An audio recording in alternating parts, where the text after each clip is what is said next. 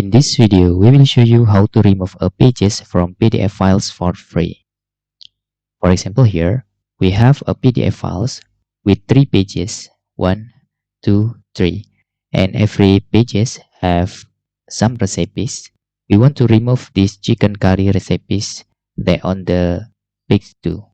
How to do that? You can using I love PDF remove pages. This is free and very easy to use.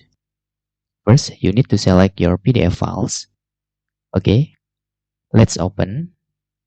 Then, the page to remove, you must write down in here. For example, I want to remove page 2 that contain chicken curry recipe.